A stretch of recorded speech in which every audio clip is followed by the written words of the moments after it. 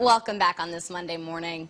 Did you know 50 years ago this week, the Chena River flooded Fairbanks, destroying thousands of homes and forcing people to higher ground? In Storytime with Aunt Phil, author Laurel Bill tells us that it tells us about the damage it caused and how it helped inspire Congress to take action. It's not unusual for it to be a bit rainy in August. It's the type of weather people expect, but nothing could prepare the people in Fairbanks for the type of rain they received around this time 50 years ago. Right, Laurel?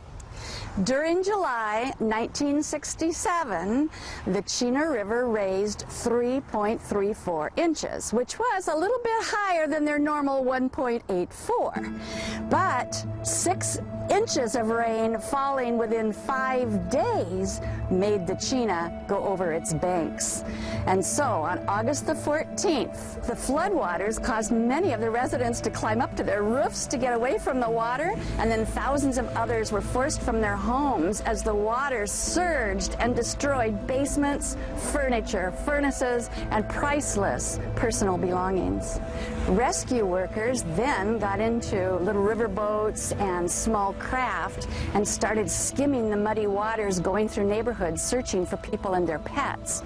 And then the ones that they could grab onto, then they took over to the University of Alaska, which was sat up on College Hill and was safe from the floods. Eventually, about 7,000 people filled the University of Alaska dormitories, laboratories, classrooms, and all over the campus. What were the recovery efforts like, and how did people find food at this point? Oh gosh, they hopped into canoes and rafts and whatever they could find, and actually went paddling into grocery stores all over town looking for food. But they only picked up canned goods because, of course, the food was contaminated from the floodwaters, which made eating quite interesting because most of the labels were off of the cans. So a lot of those guys had creative meals.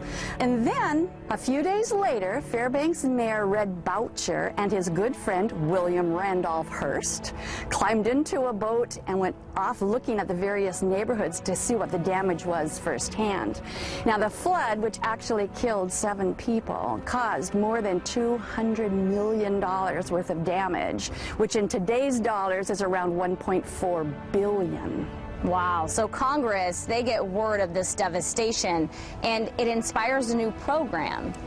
Yeah, the flood in Fairbanks caused the Congress to pass the National Flood Insurance Plan. And then they also passed legislation, the Flood Control Act, which was recommended by the U.S. Army Corps of Engineers. It became the largest federal civil works project in the state. Experts later said that a flood of that magnitude probably will never happen again because of the Chena River Lakes Flood Control Program. And the next year, the National Civic League gave Fairbanks its coveted honor of All-American City for the way that they responded and then rebuilt Fairbanks following that flood. I can't even imagine having to get into a canoe to paddle into a grocery store and pick up canned food. Yeah, and then to not know what's in it with the labels all being gone. Yeah. Wow. You never think of Fairbanks as one of the areas that could be flooded like that, but yeah. Hey, today they're under a flood advisory and getting some heavy rain, so it does happen. Yeah. Well, now you know. And next week in Storytime with Aunt Phil, flying from New York to Nome in a de Havilland biplane, what the Black Wolf Squadron was trying to prove when they did that trip nearly 100 years ago in 1920.